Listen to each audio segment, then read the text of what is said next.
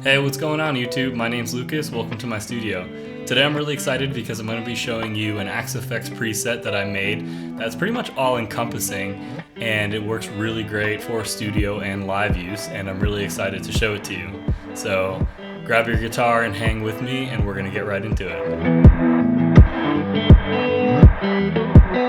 If you want to just download the preset and get right to playing, you can follow the link below and head right to my website, and it costs $8.99 and it directly supports the channel, so I really appreciate that. But if not, it's actually totally cool because I'm going to walk you through everything right now. This preset uses all 8 scenes, so I'm going to do some playing examples so you get an idea of how this is laid out. So first we have scene number 1, which is called Modern Rhythm.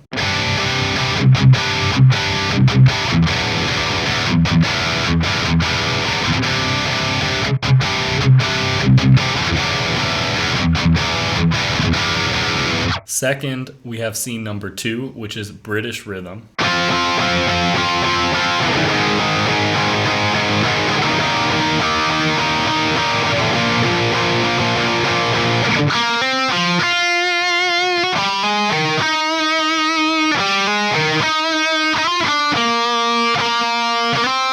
Scene number 3 is our lead number 1.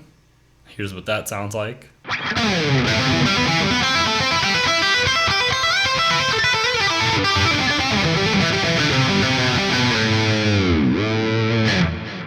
Scene number 4 is our second lead, or lead number 2, and here's what that sounds like.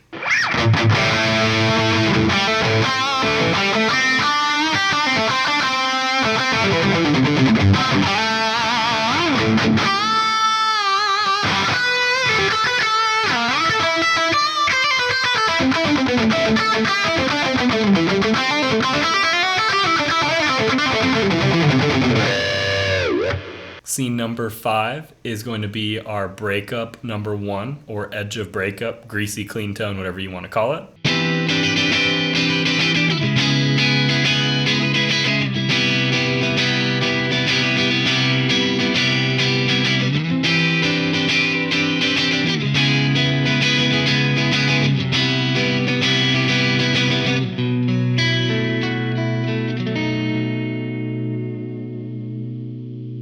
Scene number 6 is going to be our breakup number 2.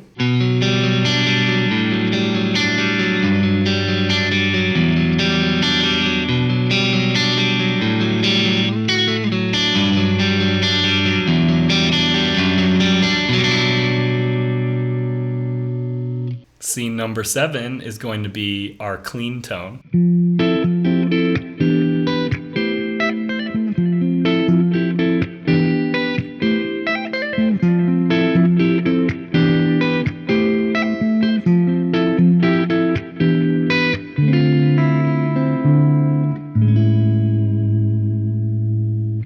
And finally, scene number 8 is our ambient clean.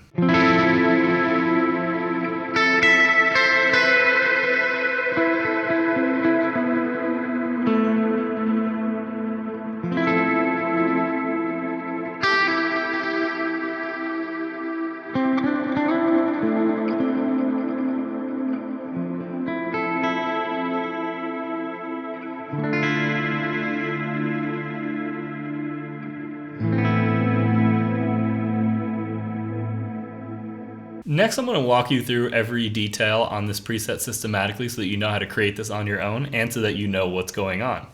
So the first thing that you need to do before we even start playing is actually click Setup and go to Input Levels here, because this knob, your Instrument 1 input level, this is going to be the amount of gain that you're giving your guitar before it goes through the signal chain. So I have a very high output guitar, but if your guitar is not as hot as mine, you may want to crank this up. But this is the first thing that we need to dial in before we even get into the preset. The next thing that we're going to dial in is I'm going to click in 1 right now, and there's a noise gate on here by default, and I don't want to use this because I have a noise gate later on in the signal chain, which I'll talk about. So this I have set to off. Now our first actual pedal is a compressor. This is really useful for your leads and cleans, but it's totally optional. You do not have to have this on. One of the things that I'm really happy about in my presets is that I have all of these 4 channels dialed in for different sounds for every single pedal and amp that you have here. So feel free to explore these, and we're going to make use of them in all the different presets. So I love having different sounds here. So for this particular compressor sound, we have a Dynacomp on A, we have an optical compressor on B, we have a pedal compressor on C, and we have a tube compressor on D, all useful sounds that we can use. Right now, the compressor is not on. The next block that we have here is actually a shunt, so this is empty, so you can add whatever you'd like. And then after that, I have a drive pedal here. We have a Zen drive as letter A, a Maxon 808 tube screamer as B, a Timmy pedal as C, and on D we have a Love pedal. So I thought those are great, useful pedals. I don't like hearing a lot of overdrive in my sound, so I only have those boosting the signal a tiny amount, but you can dial those in the way that you want it. For me personally, I like the amp to have most of the gain and just the overdrive to tighten it up and just add a little bit extra saturation. Next, we're splitting the signal actually and going into 2 different amps. So I have most of my higher gain amps on this first amp block and my cleans on the second amp block. The first thing I like to do is I like to go to the preamp and engage this input boost. So I like having a neutral boost of about 5 dB. You can totally dial this in how you want it. But first thing is having a boost. The boost really gets your tone to open up and blossom, and it's something that I really love doing with tube amps, and I think it really makes all the difference on Axe-FX as well. The second thing that makes all the difference is doing a low cut. So this is something that took me a little while to figure out, but I noticed especially for heavier tones, you want to cut some of the lows going into the amp so it doesn't sound flubby. So you can do that here. And I have it actually set up pretty aggressively so that this works for 7-string as well. But I have this at about 300 hertz, and you may not want any of this. You may want to really back this down. I think usually around 150 and 300 is a good spot for me. The tone tab is pretty self-explanatory, so you can take a look at how I have this laid out, but you're going to need to dial this in for every different guitar that you have. That's the one thing about Axe-FX that you really need to understand, is that there's a bunch of presets, a bunch of amps, all kinds of things, but at the end of the day, when you plug in a guitar, they're all going to sound different, and you're going to need to dial this in accordingly to get that sound that you're looking for. So I'll just walk through some of the different amp choices that I have. So the first one is the FAS Modern 2. So this is Fractal Audio's American rectifier style amp. On B, I have an 800, so this is a JCM 800 model. On C, we have the USA Pre-Clean, so this is like a Mesa Clean preamp. And on D, we have a Bogner Shiva Clean. Next, I'm going to go into the noise gate. I have it set up using the modern gate in a very specific way that works for me, but you may have a totally different noise level, so this is definitely going to be something that you're going to need to dial in. And to be honest, I would start with this bypassed, unless you have a specific noise issue or unless you're trying to play like heavy riffs using a noise gate. So it'll be really cool for that. So I have it set to noise gate really quickly and release really quickly, so it'll get you that heavy metal sound that you're looking for. Next, I'm going to be discussing the cab block, which is actually the single most important aspect of sculpting your guitar tone, especially for high gain or overdriven sounds. When you purchase my preset, I'll actually be including the cab IRs that I've created right here in my studio. So we have an oversized Mesa 412 IR, as well as a Mesa 212 IR for you to use that's built right into the preset. But many people I know are going to be using the included Fractal Audio IRs or some third-party IRs that you can download all over the internet. 2 companies that I'd recommend checking out that make really good stuff are Own Hammer and ML Sound Lab. So those are good places to start. But the thing with IRs is that you only really need like one good one, maybe 1 or 2 for different sounds.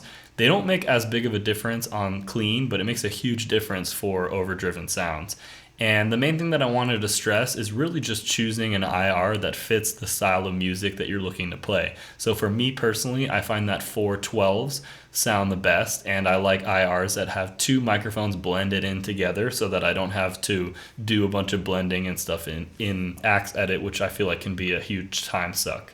So here's what it looks like by default. So right now we have my Mesa 412 cab loaded up. It's the top left speaker, and it's mic'd up with a 57 and a condenser microphone that are blended together already. For heavy rock type music and just big sounding rock and roll, I'd recommend using 412 cabinets. If you're doing leads or clean sounds, you may want to explore 212s or 112s. If you're playing other types of music that do not require high gain sounds like jazz, blues, and indie rock and those types of genres, you should be checking out 212 cabs as well as open back cabinets. For the higher gain stuff, we're definitely going to be preferring closed back cabinets because they have a more focused sound. So maybe that'll just give you a little bit of an overview. And generally speaking, when you're looking at different IRs, they're going to be recorded with different microphones or blended. So that might be a little bit confusing at first, but most of the studio guitar sounds that we are used to listening to in popular songs have an SM57 and a Royer 121 microphone. Some types of music might also involve a room mic as well, but for me, I prefer the sound of close mic'd cabinets for playing heavy music. That is just a personal preference. So here we're using all our user cabs. I have 4 of them loaded up, so you can mute any of them and unmute the ones that you want to play through, or you can unmute multiple and combine them together. I would be a little bit careful about that one. One thing that you can do to get a really cool sound is you can record through one cab, pan it left, and then record through another cab and pan it right. So that's a little quick tip. I don't recommend messing with any of these other parameters here.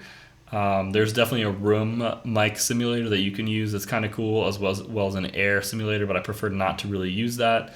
And I don't use this preamp section, although I know some people do, so that could be cool to check out, but for right now, this is all clean.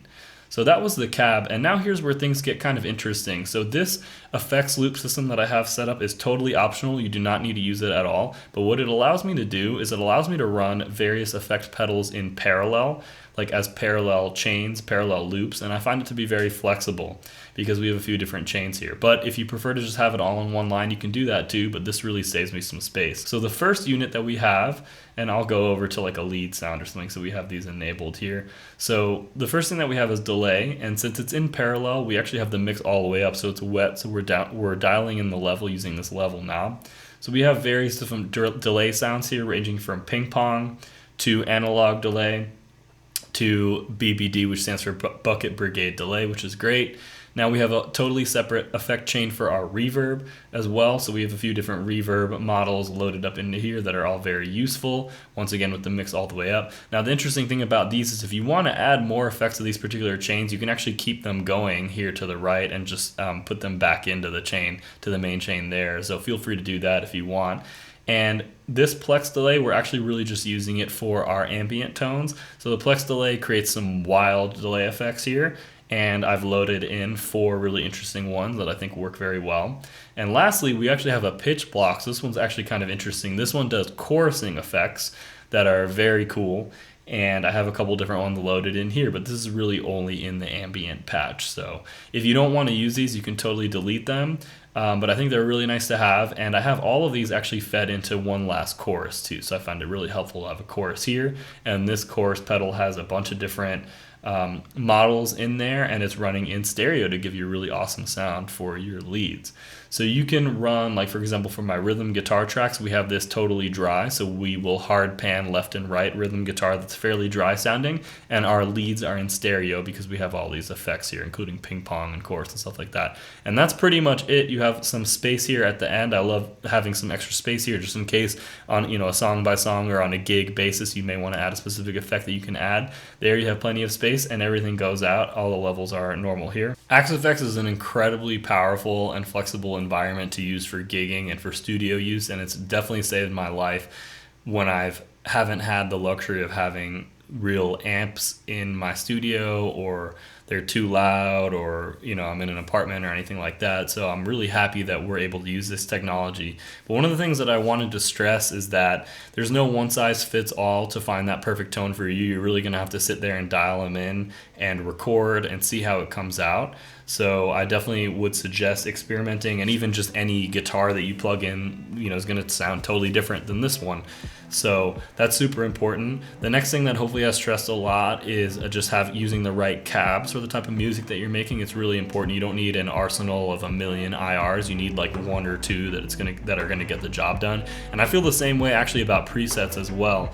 I don't feel like I need a million presets. I actually erased the entire Axe-FX factory library because, to be frank, it's great that they have that there. And I've also bought like third-party factory libraries too that replace the whole thing, and those are great, but I really don't need a million presets. I need like 1 or 2 that do exactly what I need.